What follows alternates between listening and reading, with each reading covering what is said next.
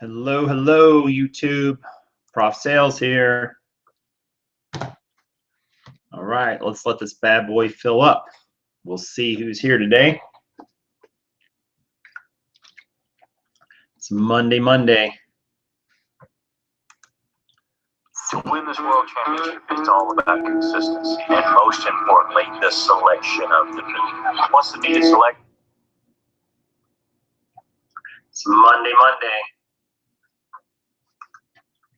to win this world championship, it's all about consistency, and most importantly, the selection of the meat. All right, sounds good. Hopefully. It's Monday. To win this world championship, it's all about consistency, and most importantly, the selection of the meat. All right, sounds good. Hopefully. Yep. Hey, Mark, how's it going?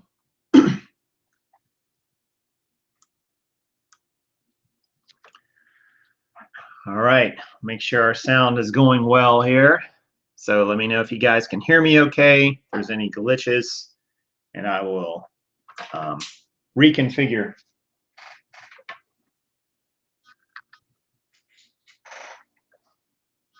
I am doing awesome. Yep, there's Earl. Gotta have Earl in the photo. That's Earl.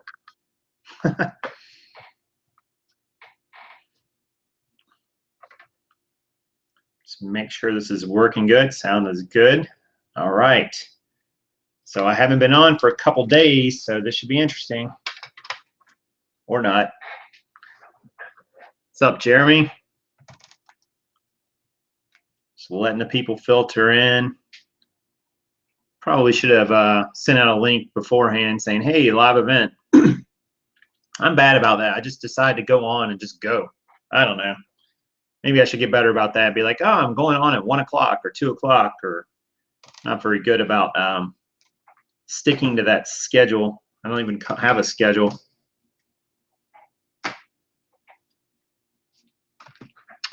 Had a decent weekend, 8 gene sales. That's pretty good. That's good. How many listings are you up to now, Mark? What's up, Rozzy?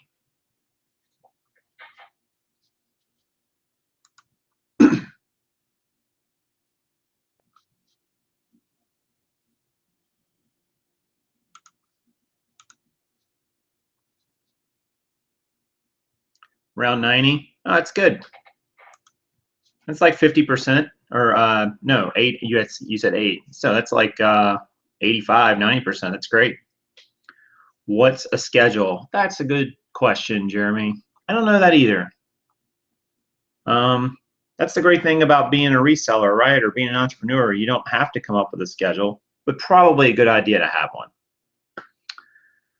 So, Gene's listings, I do auctions. Yeah, somebody was talking about that. I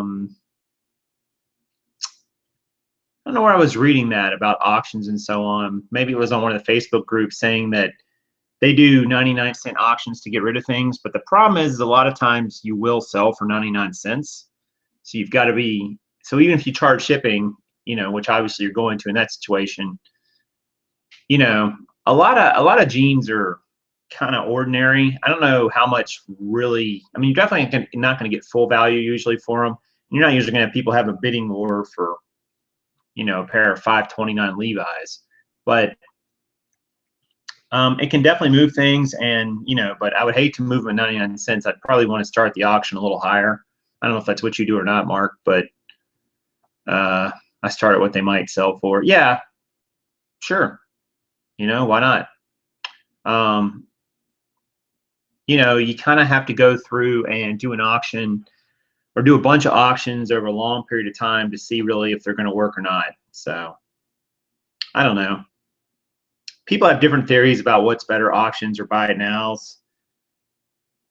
It's just another one of those things where there's a lot of urban legends and nobody really knows 100% because you need just a massive data set to really make any kind of real valid statistical analysis of that. And, you know, you just don't have access to the data very easily. I mean, I guess you could somehow track it, but eBay doesn't like you screen scraping or tracking their site. As a matter of fact, if you do that, you could even be breaking the law. I had this discussion with someone recently. Pulling off the results off of eBay with some sort of program, for instance, is actually not only against your terms of service, but technically, some courts have said it's even against the law. So, to get this information is really tricky. I don't know that you can get it very easily. eBay doesn't seem to want to do it. Did anybody see the news on that note that Walmart is in fact buying Jet.com for $3 billion, $3 billion bucks. So, the implication is that they are going to compete with Amazon because their Walmart Online program, I guess to this point, has not been a huge player against Amazon, but I guess they like the Jet model. They'll get their customers, maybe they'll learn something from their people, keep them on. So it sounds like Walmart could become, that third major player in the e-commerce family. And, before you discount Walmart, that's kind of funny, discount Walmart. Before you discount them as a player, they have really deep pockets. I mean, they're a much larger company than Amazon. So, I don't know that I would discount them quite yet. They might make a go at this. We may have a third major platform to sell on, guys, which I think is great. I mean, competition's good. It would suck if Walmart folded up shop and eBay folded up shop and Etsy and Banana, and all you were left with was, say, Amazon, for instance. You'd be at their mercy. And that's usually never a good thing when when the competition is good. I mean, it's good in every aspect of reselling. It's good in business in general. Competition leads to efficiencies. When you have monopolies, you don't really have efficiencies. You just have, you got to take what you got, what you can get, and that's it. It's not, you can't really go somewhere else with your business because there is nowhere. So be curious to see how Walmart, will they be able to integrate enough over the next few months? What will their Q4 look like, which is right around the corner. Thrift says, I've been ordering a lot from Walmart.com lately. Can be cheaper than Amazon. Yeah, I haven't checked it out, Thrift. I know they have a program that's similar to Prime, if I'm not mistaken, although it may be a little cheaper. But with the acquisition of Jet, Walmart's a player. I mean, there's no doubt about it. They're a massive company.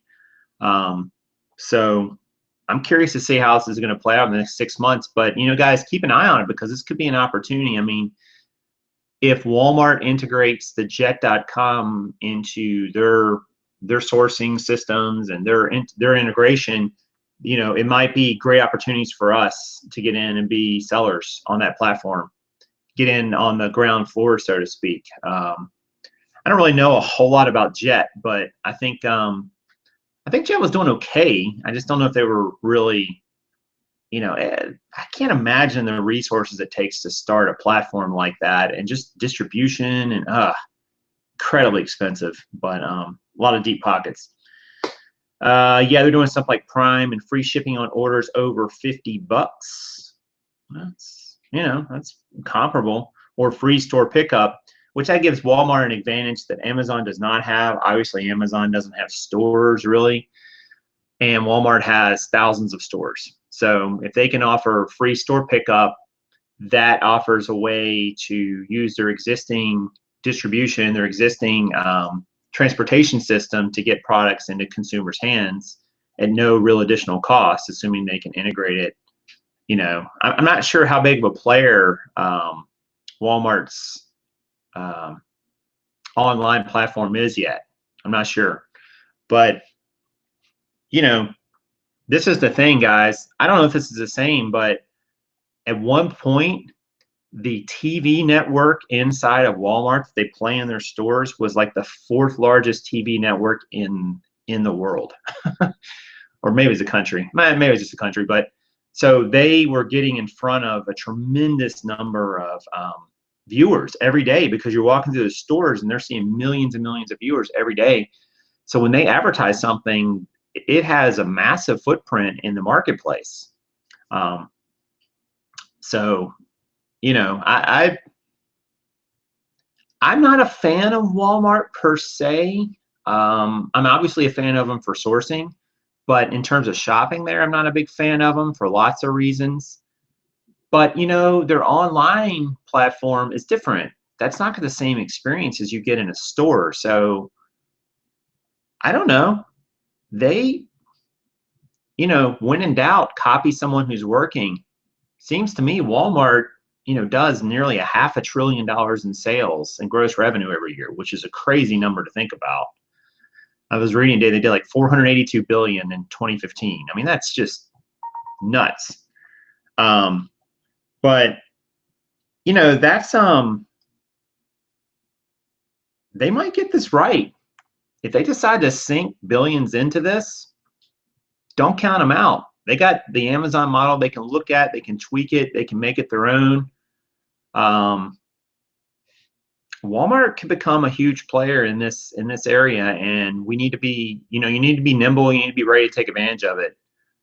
So definitely, and the time is now to start thinking about that. You know, what's it going to look like over the next 6 months, over the next year? So you know, anyway, but sorry, I was getting some text messages there. Thrift says it's tiny compared to Amazon, but I still think it's second. Wow, is it already second in front of eBay? Wow, that's crazy if it is. Pickup at stores is nice because you don't wait in the regular lines. Yeah, I mean, that's a huge, like we said, that's a huge advantage Walmart has. And with the jet.com pickup, you know, companies don't buy companies just for giggles. I mean, Walmart's got a strategy here, and maybe it's just even being able to not just pick up Jet's customers, which they'll surely get a lot of those, but also, you know, maybe just to learn something from that platform. And hang on one second, so I can tell Karin I'm vlogging, so she won't keep texting me. She's texting me important stuff, but I just want to let her know in case I don't text her back. Yeah, so Walmart and Jet. All right, so what else? No Gene pickup this weekend. Obviously, I'm still working through the ones we got last week, and I'm exploring this whole listing assistant idea. I was listening to a podcast today on Pat Flynn's podcast at Smart Passive Income, and talked about how, you know, this one woman was on there talking about how she'd automated parts of her business. And I started thinking about listing assistants and so on. I don't know if you guys have used any of those before, but there are listing assistants you can go to, virtual assistants that work in other countries. They get paid a lower rate, you know, than workers in America would, but it's a good rate for their country, so it's a good thing for them. But they can be hired out at different rates of pay. Many of them have experience with eBay or Amazon or all these platforms. And so I just started thinking about it. It's like, you know, could I send my pictures, for instance, to a listing assistant and have them produce listings, which would take that, or at least take some of that off my plate? Can I get enough value out of that? You know, I don't know. I mean, you're going to sacrifice some profit for sure doing that, but you're going to pick up volume, and it would be a good way to sort of get ahead of your listings if you want to do that. I'm not sure yet. I mean, I've got to put a little more thought into that. Obviously, I can spend more time listing and so on, but you know, it would be nice to have a second person to list, because then I could spend more time taking photos and sourcing. I don't know. You know, if you could have someone who could pull out, say, maybe only have them working 5 hours a week, so you get another 50 listings. I don't know. You know, what's that worth to you in your business? is that worth, say, if they've got to work 5 hours a week for you, and let's say they list 10 items an hour, which I think you can if it's something like jeans. I think you can do that. I mean, I think anybody can do that, honestly. Maybe not with every type of product, but with jeans, I think you can. They've already got the pictures. They just need to do the listing. I think that's doable, and so that's $50 a week, a couple $100 a month. Is that worth it, to get up another 200 listings a month? If you could get up another 200 listings a month for $200 a month, is that worth it to you? $1 a listing? I don't know. Maybe. Maybe, right? I mean, you start building that scale, and you can start, using that to go out and maybe negotiate better prices on your items and so on. You can accept a little lower ROI, maybe, or at least dollars per item, just because you can turn more volume in a shorter amount of time. I don't know. I'm thinking about it. I mean, that would get me closer and closer. Mark says, how long will it take you to list the 125 you source? Theoretically, Mark, that should only take like 11 hours, maybe. No, wait, let me back up. It'll take more than that. I don't have my total right here in front of me, but you figure you can, if you're counting the photograph time and that listing time, you figure you might list and photograph. You might photograph 12 an hour, 1 every 5 minutes, and you might list maybe 10 to 12. Actually, probably close to 12 an hour now at this point. So every 2 hours, man hours, you get 12 done. So what is that? 22 and then 125 is 60. Yeah, like I don't know, how many hours is that? God, I can't do math today. Save my life. Every 2 hours, you get every 2 man hours, you get 10 done. Let's just say. So you would need 12 of those. 12 to like 25 hours. I don't know. Yeah, so 10 hours to list once you have the photos. Yeah, I mean, maybe. I think that sounds right. That's pretty close to. I've got my numbers here somewhere. When we started this whole process, I can't put my hand on it right this second, but yeah, somewhere in there. So if somebody took off the back half of that, if they took those 10 hours and could get them listed in that amount of time, and I could take that 10 hours and go do something else, like I could be listing as well. There's nothing saying I can't still be listing while they're listing. I'm considering it. I'm considering it. Yeah, a lot of these people, they get paid by the hour, Mark, it looks like. So yeah, I mean, you might be able to pay somebody. This is going to sound horrible, but remember, guys, these people are in other countries where the exchange rate is better and where the dollar goes further than it does here. I mean, you might be able to hire somebody for $5 an hour. And if they can list 10 items an hour, that's absolutely worth it. And they're still making a good wage for their particular country. I mean, you're not, it's not like you're not paying them anything. I mean, they're doing well versus the average person a lot of times for the, for the amount of money they make for the work they did. So I don't know. And anyway, thinking about it, that's on my plate.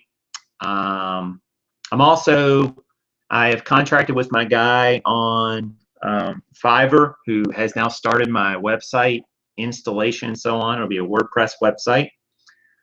So he's given me a great deal. I can't wait to kind of see it and start playing with it and get content on there and start, messing around with it and getting it set up. But it's going to take a little while for him to kind of get everything installed and so on, probably at least 3 days. But I'm kind of on schedule. I thought by the end of this week that I might be able to at least have a working site up, and I'm looking forward to that.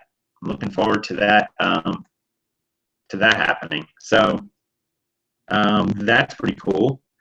Hey guys, we got 22 viewers on, so thanks for that. I appreciate it. Sorry I haven't been on for a couple days because of the weekend. My schedule this weekend was nuts, and yeah, I mean, if If you can, please hit the like button down below. I'd appreciate it if you're getting something out of this little live vlog. I'm going to go to my results here in a moment and show you where we're at for how I did over the weekend in sales and so on.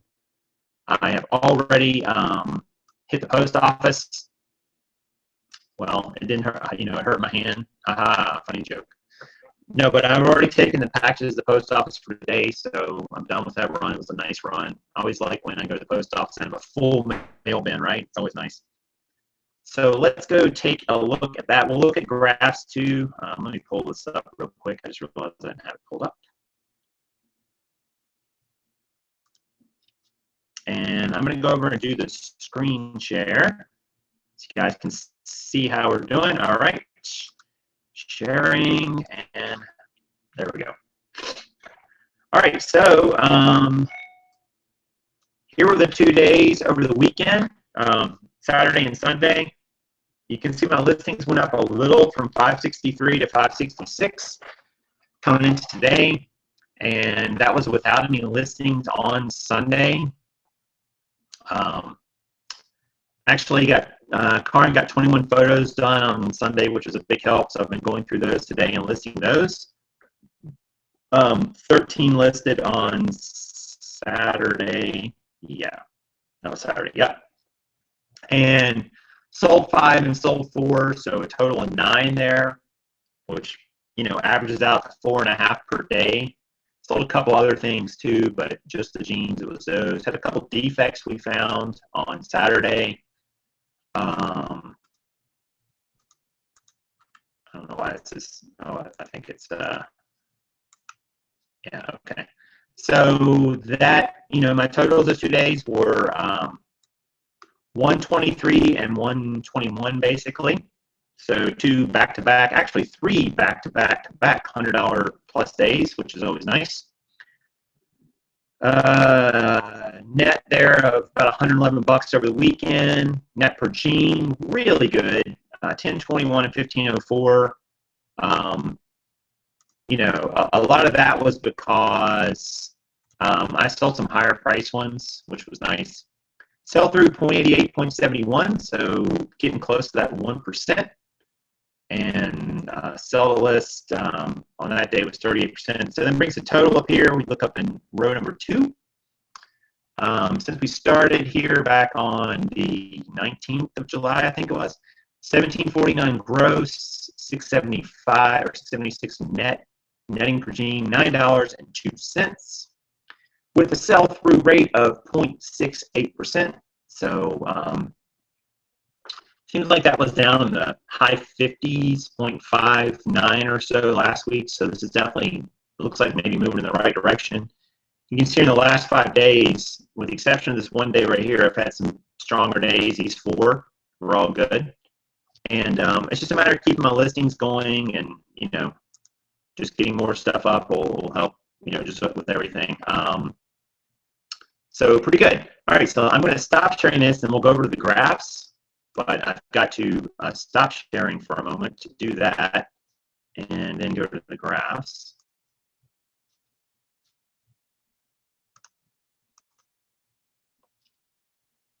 Is my sound okay, or is it breaking up, guys? Oh, let me check it. It's always when I go to that sharing. So annoying.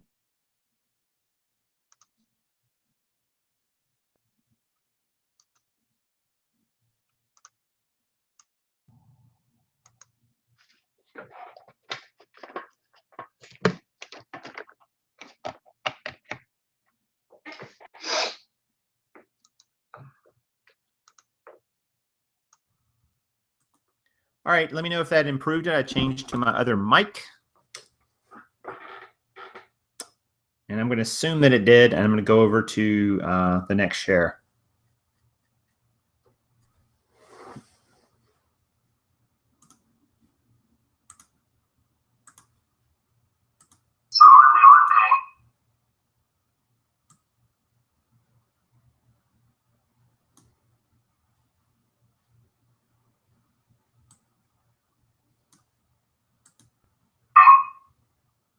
Is that any better? All right. All right, cool. All right, so I'm going to go back to sharing here, and hopefully it won't knock out our sound again. Let's see here.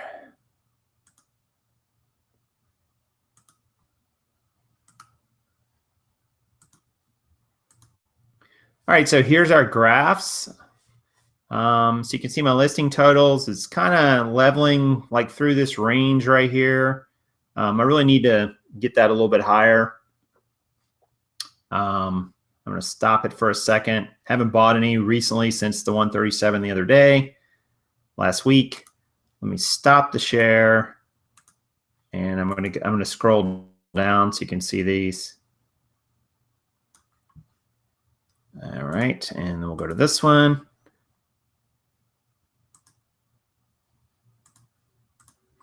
So over here in these graphs, you see my sold is kind of all over the place here. Again, the slope of this line is probably somewhere in here. So around 4 to 5, which is getting closer to that 1%. We're not there yet. My listed, how many I'm listing each day. I just got to, these 0 days just kill me. I mean, that's like 4 of them here. So I really need to find ways to get around that and sell through. I don't know if you guys can see it, but anyway, it's kind of maybe gradually moving up here just a little bit, it looks like, which is nice. All right. All right, so we should be back. Hopefully you can still hear me. It's always a challenge. All right, so any questions about any of that, guys, or any other questions? Maybe not just about that. Hopefully that all made sense.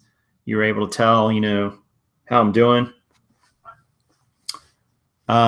It's going to be cool to kind of see, you know, it's like, hey, when will I get to 5,000? When will I get to 10,000 sales? I mean, all these cool marks. When will I get to, you know, 1,000 listings, 1,500 listings, 2,000 listings?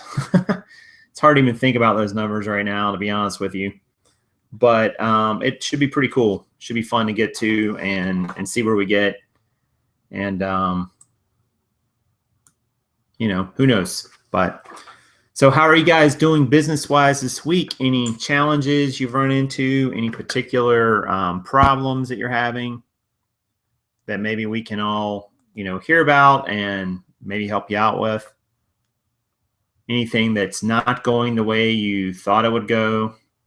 That's always fun. That's pretty much everything, right? Kind of nothing goes exactly the way you thought it would be. MJ says, when do you start to gear for Christmas? You kind of start that on December 26th. It's kind of a flip answer, but honestly, it's true. I mean, I don't know. I mean, you kind of got to do that all year long, honestly. I mean, it never ends. I mean, there's things you might buy now or you bought a month ago or 2 months ago that you might save for Christmas just because prices will go up. You know, especially if you're talking about Amazon FBA, because you don't want to pay those inventory fees for several months if it's not going to move, or if you're going to get a higher price. Although, you know, the price is kind of weird. I'm not an expert on selling seasonal items at Christmas time, and some do go up in price, but a lot of times it's not just so much the price goes up, it's just velocity. You gain a lot more sales on an item where you might have been selling 2 a month, now you'll sell 4, or you're selling 10 and now you'll sell 20. But I think with jeans and so on like that, I don't think it's going to really matter. Sales will go up at Christmas time just because it's colder.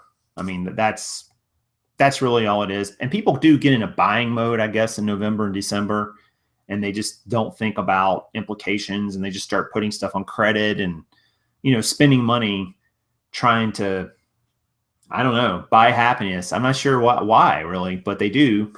And that's what you can take advantage of, I think, in December. It's just that overall mindset of people will change, at least here in the States.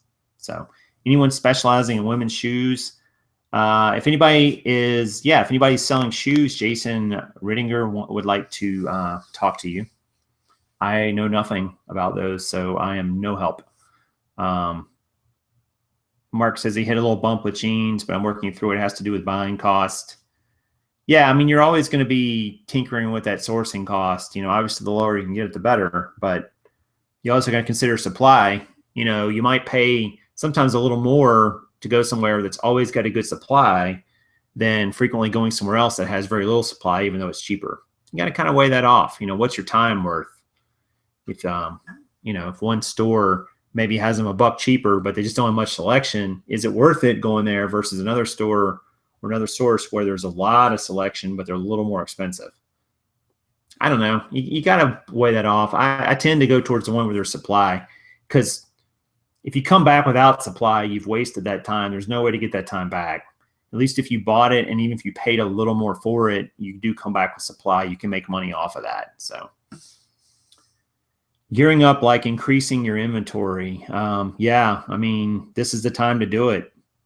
This is the time to do it, MJ. I mean, now, right now. I mean, if whether you're FBA and Amazon, whether you're eBay, this is the time right now. You know, the next 2 months, you really got to try to just get as much inventory as you can. All of August and all of September. Yeah, if you want to sell the same volume for winter clothes, you can raise your price on that stuff during that time. Yep. Yeah, that makes sense.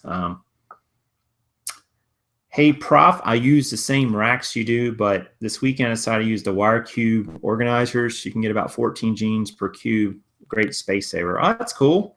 Wire cube organizers. I think I know what you're talking about, but not 100% sure. But yeah, that's cool. I mean, 14 per cube is great if you can get that. I mean, wire cube. Do they stack in like almost looks like a bookshelf, but you've got cubes in it instead? I mean, how does that work in terms of, you know, being able to put a whole bunch in one unit, which is obviously key.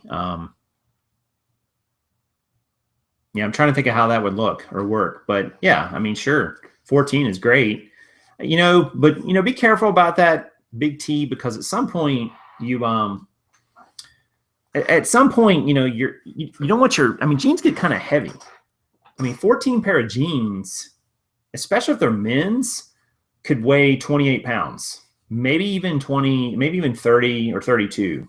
I mean, a pair of men's jeans is not uncommon to weigh 2 pounds. So you don't want to make it in a situation where it's hard to kind of maneuver your inventory around when you need to, whether you're picking items out of it or whether you're putting in new items.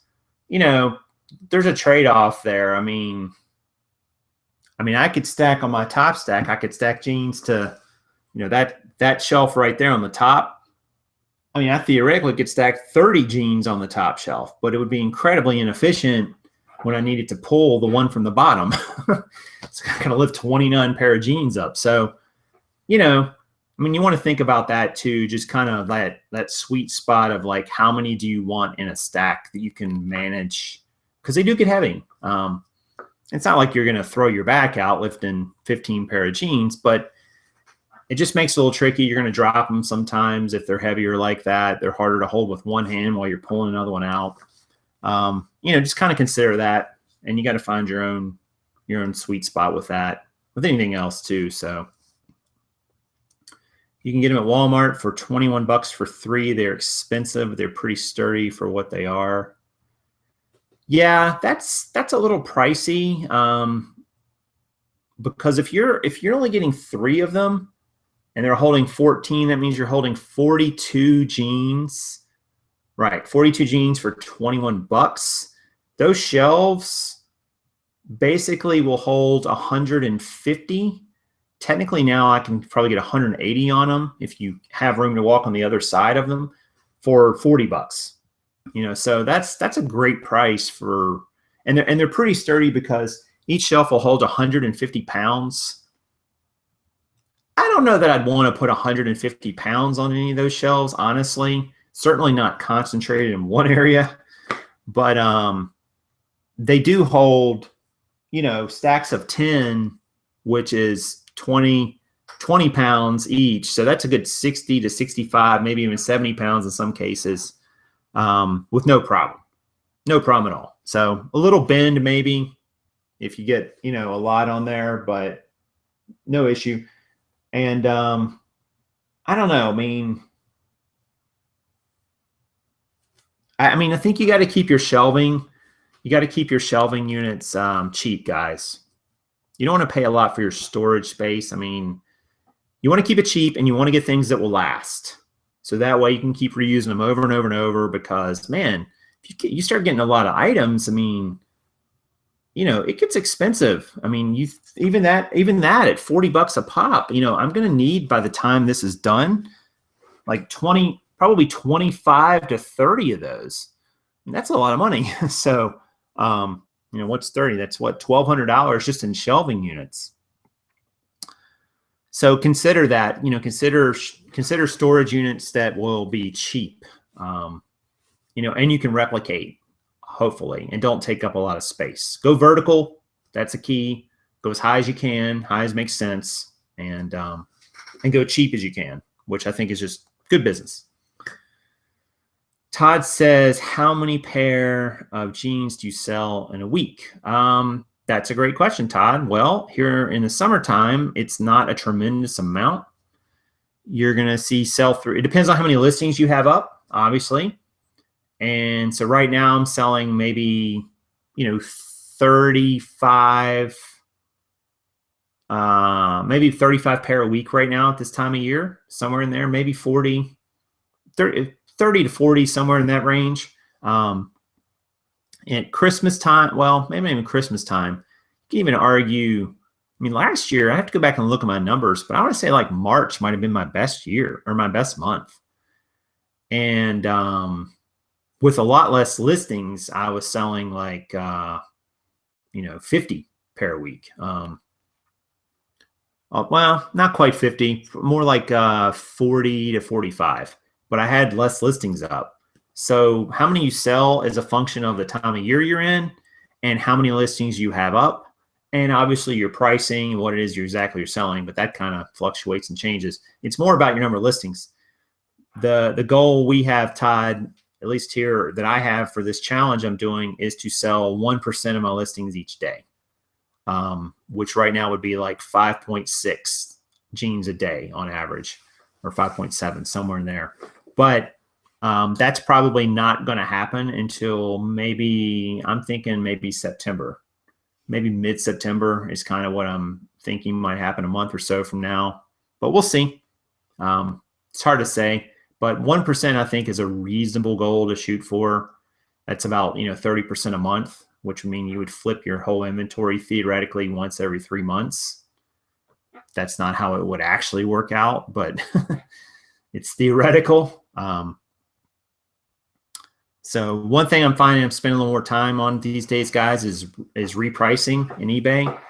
So I'm starting to, you know, as I move away from good to cancels and have more 30-day listings, obviously I'm seeing more and more items are coming up for relisting every day, and that will only accelerate. I go in bulk and do it, but that is taking a little bit of time to go in and, you know, drop items a buck if need be, or even $2 in some cases. Changing the terms and making sure I'm getting all my shipping cost right, flat shipping, you know, flat cost of $6.50. And that takes some time, you know, so you got to factor that in your calculation. If you're going to have, you know, hundreds and hundreds of listings, and you're not going to do good till cancels, you're going to have relisting time, and you might be able to just bulk and zap them once. But if you're going to go in and do repricing, which I think you should do, then you're going to have to factor that time into your daily goals. I mean, repricing on Amazon, guys, for those of you who know, makes a huge difference in your sales. Huge difference. So if you're not repricing on eBay, I think you're missing out. I really do. Now, that's not to say there wouldn't be some items that you would put up there and just fire and forget and leave them up there forever as a good till cancel. But when you're trying to flip volume, like I'm doing, you're trying to move through items each day and each week, you've got to consider repricing. You've got to go in and lower some prices and move items out so you can keep capital flowing in to buy the next week's items. And you're going to take a little lower profit for that. But I just think it's critical. If you're not repricing your listings every day, guys, you need to consider starting that. if your goal is to move volume. So hope that makes sense. I'm just a big believer now. I saw it with Amazon. I saw it with my repricer, and it made a difference. I mean, I was not moving things, and all of a sudden I'm moving things, and I didn't change anything except the repricing. That was all that I changed. And running sales. Yvonne says they run sales. Yeah, of course. And running sales too, which really, Yvonne, if you think about it, running sales is repricing. I mean, it's the same concept. You're just doing it in a sale format and for a certain period of time.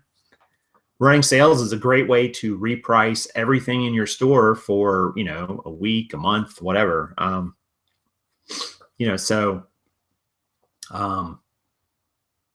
Yeah, I mean, running sales is great. I would do that too. I would do sales. I would do repricing. It's just part of running your business. It's annoying on some level, but you know what? Retail stores do it too. I mean, they go and they do markdowns, they do promotions, they do special events. I mean, that's just, you generate excitement in your store when you do that. And that's a good point, Yvonne. I might actually run a sale this week. Maybe I'll run a sale the rest of this week and blow out some stuff and see what happens. So.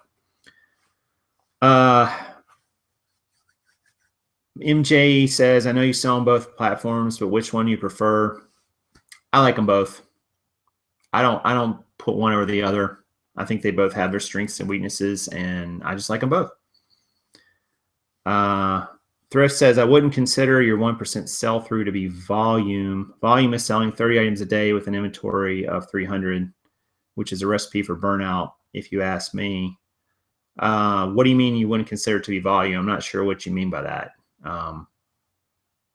Do you mean volume in terms of it's just not enough volume? Is that what you're saying? I'm not sure if that's what you're implying or not. I don't totally understand the comment. So, which is a recipe for burnout, if you ask me. Yeah, I mean, you can get burnout on any way of selling. I mean, burnout's a real risk with this challenge. It is. So, and I'm well aware of that. And, the only thing that's going to keep me from burnout is just mentally being strong. No, I just wouldn't really call that the volume seller. Oh, I got you. Yeah, I think what I meant by that, Thrift, was that volume in terms of not so much how much volume you're turning, but, it's sort of that slow dime and fast nickel approach where, you've got someone like Chad, for instance, the golden finger picker, he is a fast nickel approach seller, but he only has a couple hundred listings in his store at any one time because he's trying to flip through it quickly and get his money back quickly. So he's trying to turn his items very quickly, but he's not going to carry a lot of items. My point is, if you carry a lot of items, like let's say you have 2,000 listings on eBay, which I think is a pretty big total for most people to think about, right? I mean, that's a lot of listings, but you're in that slow dime approach. You've got to be okay with tying up all the capital it took for those 2,000 items to sit there for whatever length of time it is. What I mean by it is that volume in terms of you don't want to hang on to it for a long time. You're not willing to wait for that extra dollar, or forget dollar. You're not willing to wait for that extra 5 or 10 or 15 or 20% return because you would rather get your money back out quicker. That's what I mean by you're looking to turn volume. You're looking to turn sales volume. And sales volume means different things to different people. I mean, turning 10% every day of your inventory for some people is a lot. And for other people, it would be 5%. For others, it would be 20%. But the point I'm saying is more like, how do you want to, just get rid of your items quickly or slowly? Are you willing to risk letting them sit there for a while? Or not risk is probably not the right word. Are you willing to let them sit there for a while and try to get that top dollar? Or do you want to move them quicker through your inventory so you can get your capital back out and put it back into another item and flip it again? A great example of that would probably be, say, a fast food restaurant, guys. I mean, I don't think fast food restaurants have huge margins on their food. They have bigger, and there's a lot of waste. There's bigger margins on things like soft drinks, sodas. They make a pretty good margin on, but their food cost and their margins on food is not really that huge considered, when you compare it to, say, like reselling or thrifting, for instance. But they turn a lot of volume, and they turn a lot of those items per day, and they've standardized and automated so much of their ordering and their processes for getting those items in and out of the supply chain and getting them sold, that they can make it up on volume, and they don't have to turn a 50% return on an item. They can make do with 15 and do just fine. So that's kind of what I'm hinting at. I don't know if that made sense or not, but we might be talking about two kind of different things, maybe. All right, so a bunch of comments here. Jason never indicated he does volume. No, not really. I mean, I'm going to, it's going to be more volume as I get more listings just by definition, but I wouldn't call me a volume seller. If I was a volume seller, I would list every pair of jeans at like $12 and with shipping. And I would never list anything higher than that. I don't care what it was. If I wanted to turn volume, that's what I would do. I would list every pair of jeans at $12 plus $6.50 shipping. Done. I don't care what they are. I don't care if they should sell for 40 or they should sell for 10. Just list them low, and let them fly. That's, if I wanted to do volume only, that's what I would do. But a guy in my area sells 20 to 30 a day, and he usually has less than 300 inventory. I know he's gotten burned out. Yeah, that's a quick, because his issue thrift, I would say, is probably he's just got to keep going to get it. I mean, if he's selling 20 to 30 a day, he's selling, nearly 10% of his inventory. He's got to keep sourcing. I mean, that's just tiring. And then he's got to get it listed and photographed and all that. That's tough. How do you pay tax at the end of the year on the stuff you sold? Also, do I need to worry about if I don't make over 20,000? I am not a tax professional, Todd. But what little I do know is this: the IRS requires you to report all revenue. That 20,000 statement, that came about because of how PayPal reports things and so on. But the IRS says technically you're supposed to report all income to them. Now, whether or not it's subject to taxation, that's a different story. And that's something you'll have to take up with your tax professional. But I do know that, and you can find that right on the IRS website. I mean, they're not like, oh, you only sold $19,995 worth of stuff this year. We don't care. Nope, that is not the way it is. And you're supposed to report it, period. And again, whether it's taxable or not and so on, that depends on your own personal situation. But I would not go down the road of saying, I'm not going to worry about it till I make 20K. I wouldn't do that. That's probably a bad decision. Jeans is a commodity. Yeah, the volume seller to me is the guy who flips stuff right away. Think auctions, low margins, and maybe average $5 net per item if it's clothing. Yeah, but thrift, going back to my example of Chad, the golden finger picker, he is not a volume seller, but he does flip it right away. So there's all kinds of different ways to do it. He doesn't have a lot of listings. He's got about the same number of listings like your guy with 300 does, even less, but he flips things pretty quickly because he prices the low end of what current listings are. So different way.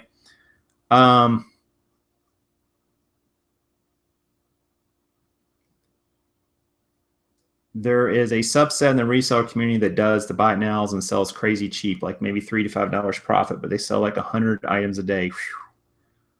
Yeah. I don't know how you would even do that, Yvonne. I mean,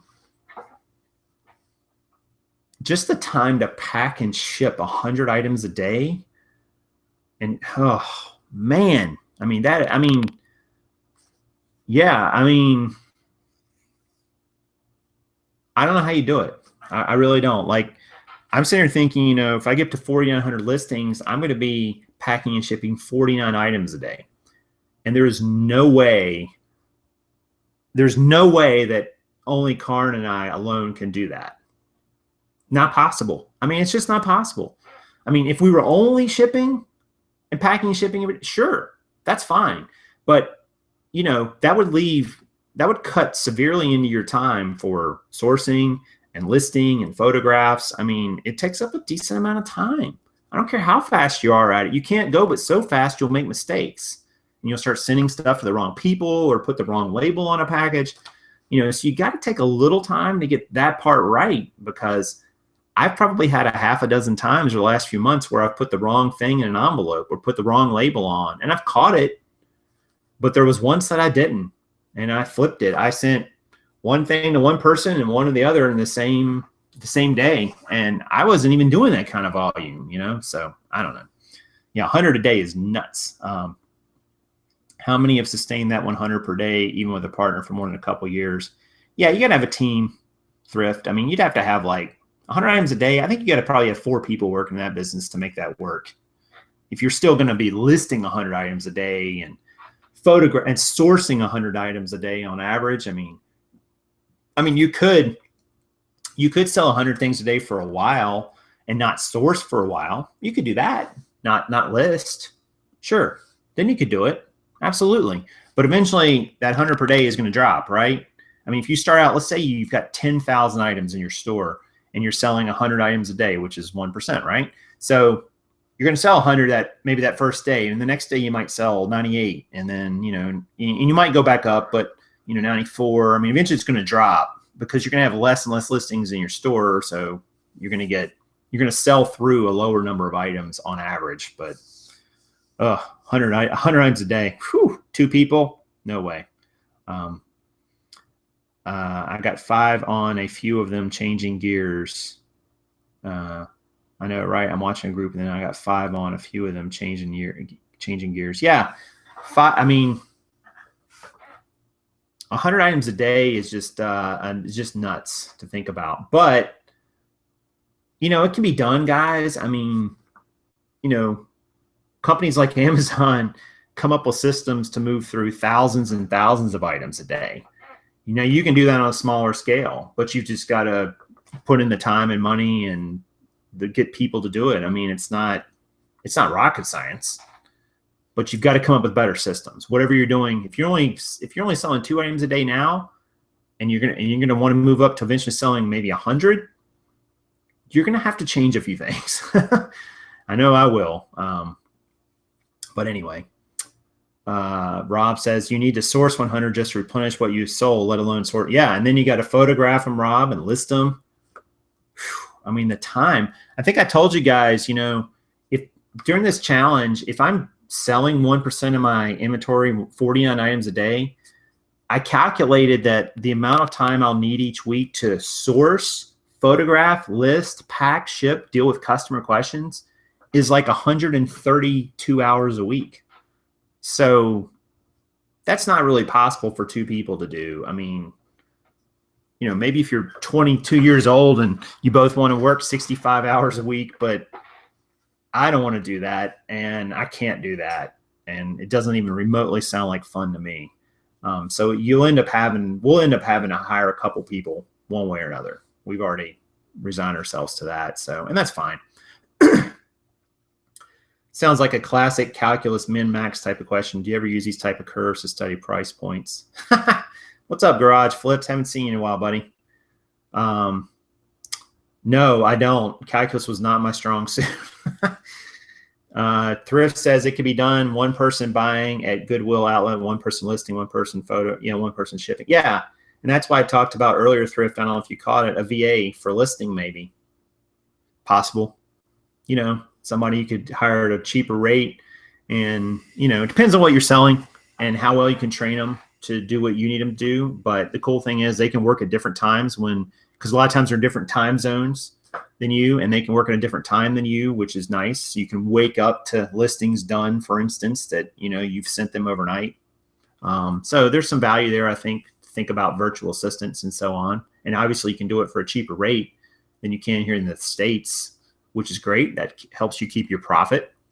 But it brings up its own set of challenges when you hire someone else. Obviously, you hire people, guys. My thinking, from what I've understand, my experience has been, you hire people to buy time, because you're buying time with your money. You're using your money to buy their time. because you can't put that much time into it. You can only put so much time into anything. And, you know, it's going to come at a cost. It's going to come at a financial cost and some headaches, but it also can really multiply your business. I mean, think about it. Any of the big businesses in the world, for the most part, are not run just by one person.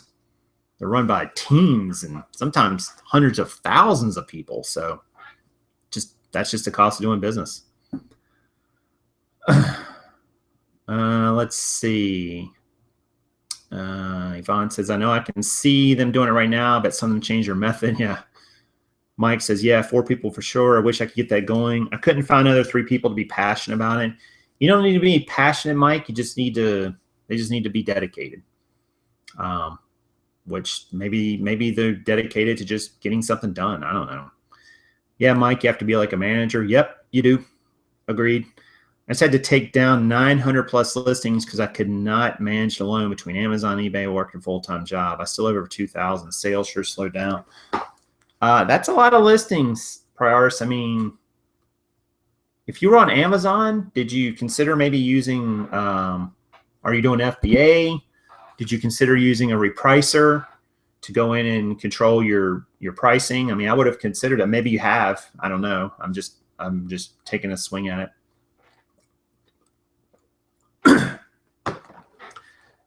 Mike says, not even dedicated. People don't look at this as real work.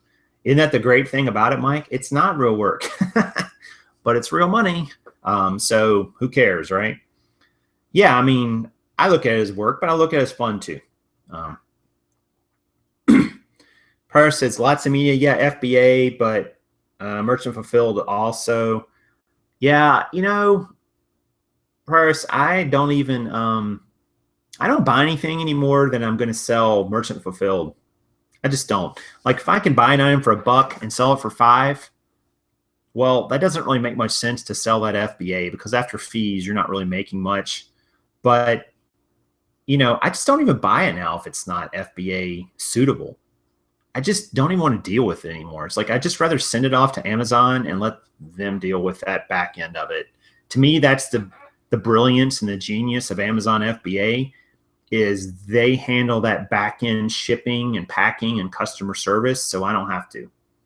And that's worth it to me. That's worth a pick and pack fee. That's worth, you know, the VCF fees and whatever the hell they are. I don't remember all the acronyms, to be honest, but that's worth it to me. But obviously you can't sell really low price items on FBA because of those fees. It'll eat you alive. So I don't know. That's just my thinking. Mike says it has its perks with the freedom of your time, but it's work for sure. Yes. It's not in the same class as flipping burgers, but it's definitely work at times. Mike, we got to do a show, man. We've talked about this. We got to make it happen. You got to email me back. Yeah, you're exactly right. It's not the same class as flipping burgers. But, you know, this is the way I look at it. If you're in business for yourself here and you want to make this your full-time endeavor, or it is your full-time endeavor, then make it your full-time endeavor. I mean, do what it takes to do that. Stop talking about it and move forward with it. And you got to decide what that looks like for you. But it's so doable. You know, there's a guy in the green room who talks about all the time. He says, I'm nothing special. I'm not special, but he's really successful in with FBA and so on. And his point is like, it's not like you have to be some business wizard to make a 6-figure income reselling. I mean, you know, there's different ways to do it, and it might not be what you love and you want to do, and that's fine. You don't have to do that. But if you want to make it a full-time endeavor, you know, you figure out what you need in terms of income. You figure out what that's going to look like in terms of how big your business needs to be. And you've already hopefully got some data to go off of and say, all right, well, I've got 6 months of doing this and it's provided this. So, and then you say, well, how can I scale it up? And maybe it's using Amazon FBA. Maybe it's listing a lot more items on eBay. Maybe it's sourcing a different type of, I mean, maybe it's hiring someone eventually, maybe on a part-time basis. Maybe it's hiring one of your family members. I don't know. I mean, is there any business out there that's much simpler to get started in with more information out there available on how to do it than reselling? I mean, there probably are, but there aren't many. I mean, this is a great one, guys. I mean, there's just no doubt about it. And you can scale it up to, you know, $1 million a year business if you want. People do and have. So I just think there's nothing holding you back in this but you. You can hold, you are the obstacle to your success 99 times out of 100. And all the other reasons just kind of are excuses we like to make. We like to find reasons to set our expectations low. And then when we achieve them, we pat ourselves on the back, but we really didn't do anything. So, you know, I'm trying to break out of that mode. You know, you want to set your expectations of yourself high, and you want it and you want to try to achieve them, not for other people, but for yourself. And if you want this to be your full-time job, not even job, you want this to be your full-time business, you want this to be a passion for you, then make it that. No one is stopping you from that. So I just think it's an amazing time we live in that you can do this. You couldn't even have done this 15, 20 years ago very easily. It was just a lot harder. So go after it, guys. Go after it with everything you got. And you might not get as far as you think, but you'll get somewhere. And that's great. That's good. That'll lead you somewhere. And where you start off heading might be totally different than where you end up. But you'll get somewhere, and you'll have success. You'll find success out there, and that'll lead you to other avenues. So there's really no excuse but your own fears. And fears are just, I mean, fear is holding you back, but it shouldn't. You know, to me, the fear of not trying is much worse than the fear of failure. So that's where I'm at, because I tried for a lot of years and a lot of other things, and man, that's just not me. So sorry for that little diatribe. My little entrepreneurial rant there. I guess it wasn't really a rant. Darren's in the house. Rob Haleko says, thought. I think the YouTube resellers tend to lean more towards the slow dime than the fast flip volume sellers, because the volume sellers don't have time to do YouTube. Could be. That's true. Could be. I don't know that it's that, Rob. I just think that, you know, he says it's a mix of both. I think the ones doing the 100 items a day generally don't have time to make videos. Probably not.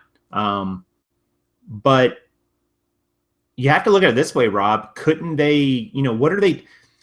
If you're trading all your time for money, you're probably not running your business that efficiently. If you're in a position where I have to work 70 hours or 80 hours a week at my business, you can do that. But at some point, don't you want to not do that? I mean, no one ever dies saying, I wish I'd spent more time at work.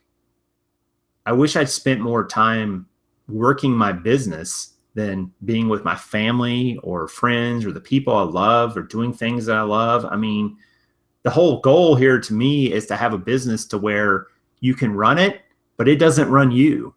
So if you're doing 100 items a day and you have no time for anything else but that business, I mean, there's people who do that, and for them, that's a win. But for me, that would be a fail. That would be failure in my eyes for me, because I don't want to spend every second doing this. I like making videos, to be honest with you. I like talking to you guys. I learn things that I take and apply. Is it the most effective use of my time? I don't know. I think it's an effective use of my time. No one's who can really say. So I don't know.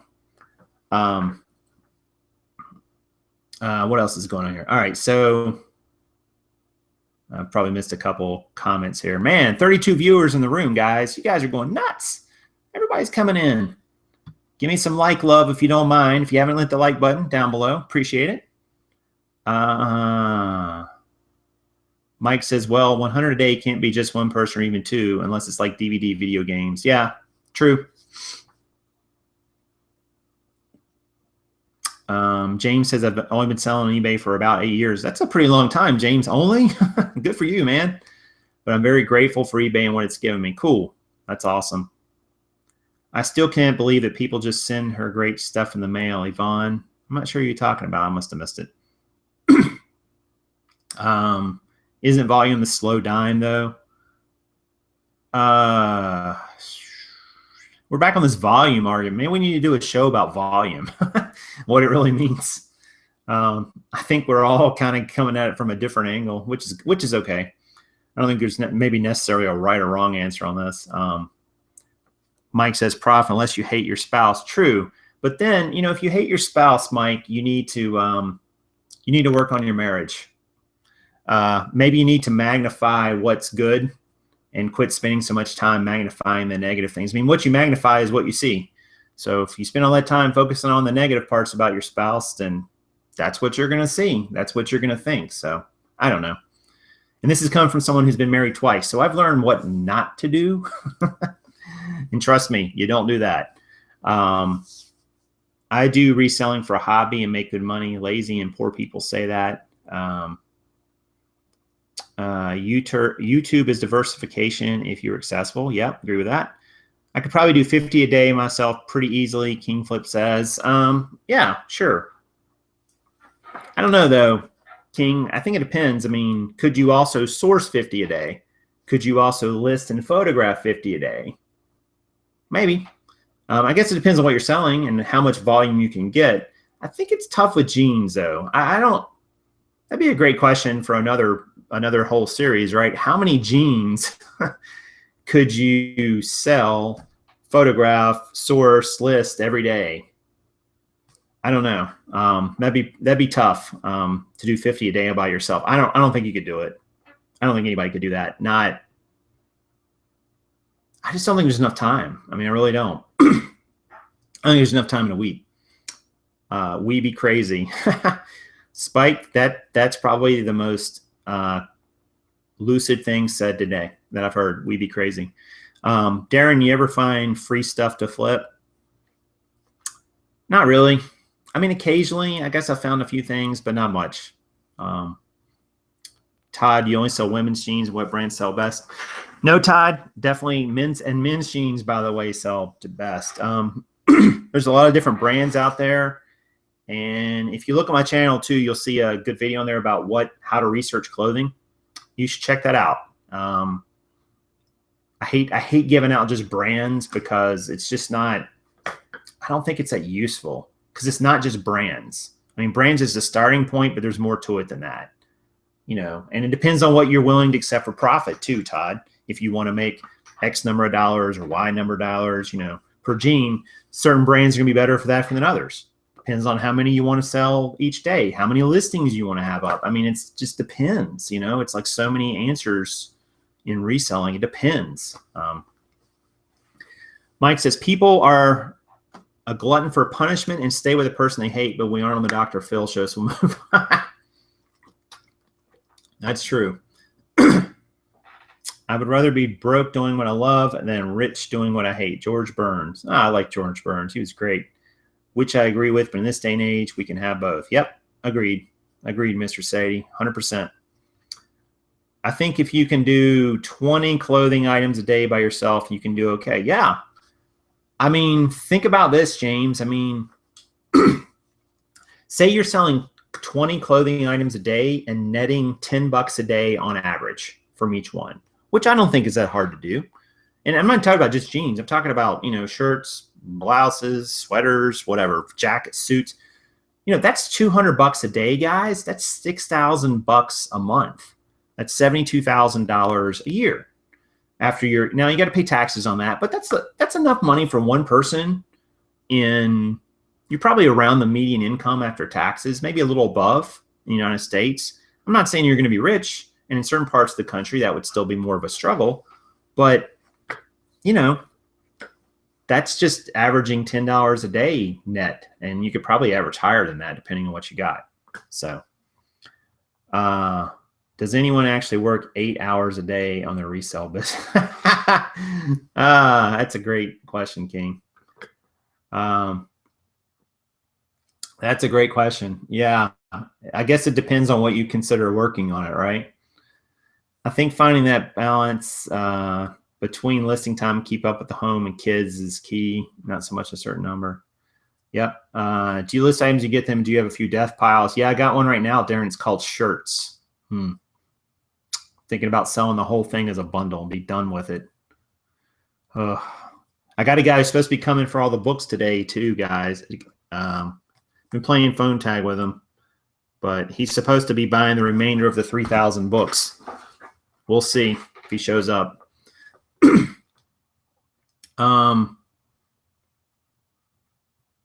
I put up 20 a day with an average of 35 to 30 profit per item. Yeah, I mean, that's huge, James. I mean, if you could sell 20 a day at that, you'd be doing amazing if you're profiting that much on them. Flipping neckties.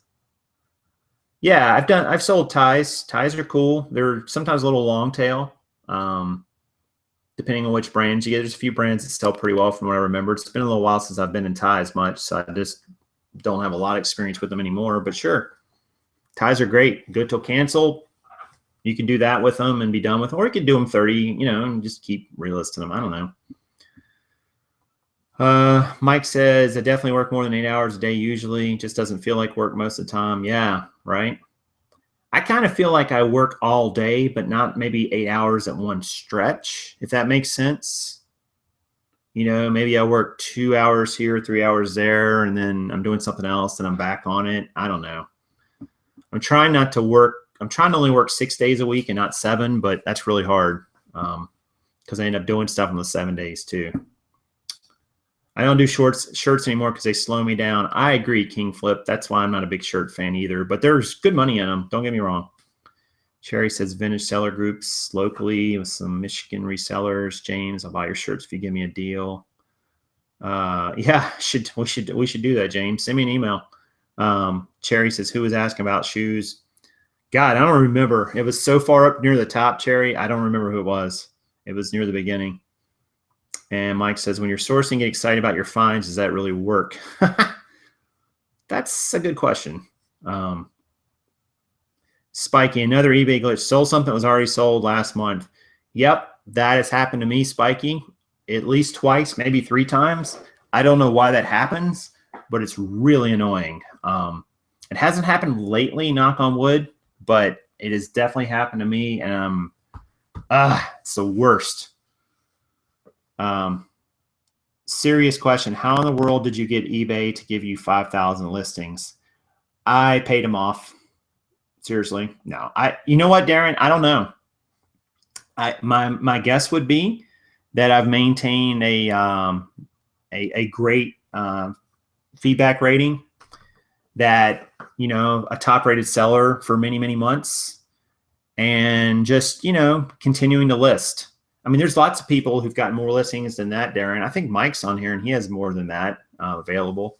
He could probably speak to it, but I think he said one time. I don't think he has them all listed out. Right, Mike? But yeah. I mean, I think that's the key, Darren. You just gotta you gotta be a good seller. I've never even asked for an increase. It's just sort of happened. It's just happened. It's actually happened, even back last fall, I was only at 400. So it's really ramped up pretty quickly over the last 7, 8, 9 months. Anyway, I don't know. Maybe there's some other sellers on here who've been on eBay a lot longer than me. Maybe they have some insight on it too. Fashion Alex says, do you guys know when eBay giving away free boxes again? I don't know, but I've been using them to send stuff to Amazon. So they work great for that. Sadie says, Mr. Sadie, I spend less than 6 hours a week and net 800 to 1,200 a month minimum, been part-time for 20 years. That's awesome, man. That's a great hourly rate. If you're spending 6 hours and netting 8 to 1,200, that's a great hourly rate.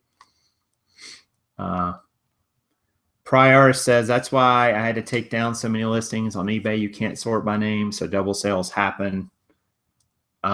Yeah, it's crazy. Garage says, you just call and bug them every month. I'm at 60,000. They got tired of me calling. Yeah, I mean, there's something you can do too, Darren. Just call them, like Garage is saying. And I've never actually called them and asked for listings, but they'll tell you, hey, do that if you think you need more. I mean, it says right there, hey, if you want more. Mike has 34,000 and 300K listing cap. Yeah, so how long do you think it would take to list that much stuff by yourself? Well, that's just a math problem, Darren. I estimate I could photograph and list a pair of jeans, for instance. We'll say it's jeans. With my new system, probably time to photo and list about maybe 9 minutes for both of those. So you think I'm going to do not quite 7 an hour. So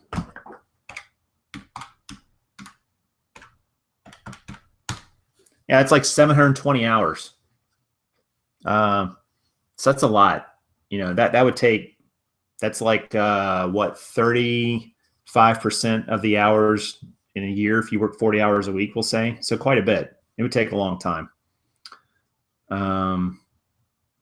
Prior says 3K listings and 68K a month. I doubt I'll ever hit it. You have to be currently using at least half of your limit to request. Yeah, and that's a good point, Lonnie. I don't think I've ever been at that amount, half of my limit. That's the funny thing, and they've just upped me. I don't know. I mean, it's just weird. There's just no, I don't know if there's a rhyme or reason to it. I'm sure there is one, but I don't know if we know what it is. You know, eBay's got their own algorithms. Garage says they bumped me to 60K and 500K, so I would leave them alone. Yeah, I mean, you know, as long as you're maintaining your seller, your feedback guys, and you're doing what you should be doing as a seller, they're like, why not? I mean, they make more money if you list more. And even if you don't use it, they can just leave it there. It's kind of like credit on a credit card, right? You know, hey, you've been so responsible with your credit. We're going to give you a lot more, and then hope that maybe you get just a little irresponsible, so we're going to make more money off of you. You know, I mean, you see credit cards do that, and it's kind of, you know, but getting a higher credit limit is not always a great thing. But, you know, with eBay, I think it's just the, they look at it that way. It's like, look, you're a responsible seller, and we're going to reward you with more listings if you want to go out there and use them. So, you know, I mean, it's great. It's like they're just giving you bigger square footage, if you want square footage in your store, you know, your selling space on eBay, and, you know, why not use it if you can? If you can. It's hard to do it sometimes, right?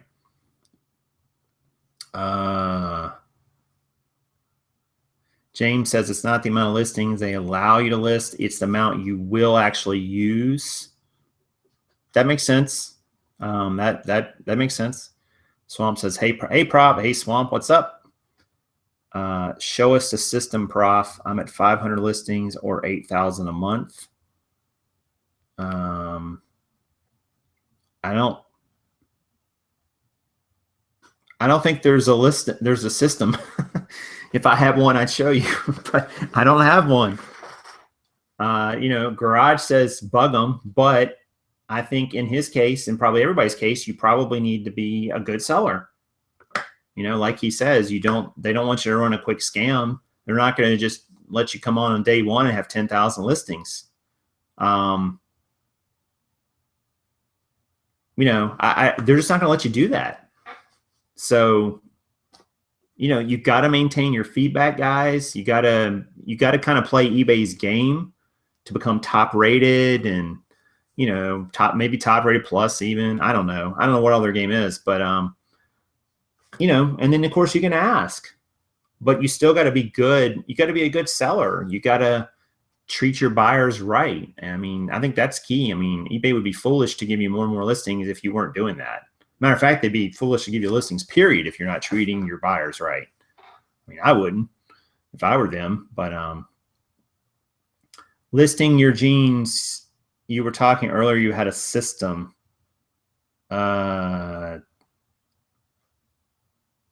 I'm not sure what you asked me I have a system for. A system for what? I'm trying to remember the context of the conversation. Garage says ends up being the guy on the other end of the phone that makes a decision. Yep, sure. You might call them one day and they say no. You might call them the next day, they might say yes. Who knows? Darren says he requested once and they upped my last one automatically. Yeah, I mean, I don't know. If you're listing consistently and you're selling consistently and you're getting great feedback, maybe calling them once a month or so, maybe even more, probably wouldn't be a bad idea. What's the worst thing you can do? They can say no, you know, and you just wait. You know, and again, maybe you'll just get somebody this time who will do it. And the next time you call them, you might get somebody who'll say, hey, yeah, sure, here's some more listings. There's just really no rhyme or reason to it, but it can't hurt to call, you know. So I guess the secret is be willing to call, take care of your customers, maintain your good feedback and so on, keep listing on the platform. I don't know, you know, doesn't that really just come down to do the right thing? You know, good things do happen to good people. I don't know. I mean, I don't know, but I'm looking forward to getting up to that rare air. I mean, I don't know. We'd have to, if you guys saw the, I think I left you this, I gave you guys this, Lonnie, you were on here the other, I don't know if you've been on here recently, but I left a link for everybody. You'd probably be interested in it too. Let me see if I can find it real quick on my, we went to this site. I think it was Tanya shared this with me the other week, and I shared this with you guys, but it's worth probably talking about again, honestly. If you go to this website, it's called marketplacepulse.com. I'm going to post it in the chat here. So that website I just posted, guys, that's the one where you can go on. You can put in your eBay seller name, and you can find out where you rank. Now, it just bases these ranks based on feedback. It's because we don't really have the sales numbers for everybody on that list, but it lets you kind of see in feedback where you stack up against other sellers on eBay and Amazon. It's a cool link, kind of interesting, and you can see how you've changed over time and what your average selling price is. So it kind of gives you an idea about who's up above you. And the first person on that list is a clothing seller. And I think I don't know if he has the most, I don't know if he or she, I don't even know who it is. I don't know if they have the most listings on eBay, but I think it was like 180,000 listings or something like that. It was quite a few. So obviously you can get some pretty huge answers. Now, obviously they've got a lot of systems in place, and, you know, they're probably doing it wholesale and, you know, all those things. So, but check out that website. It's pretty cool.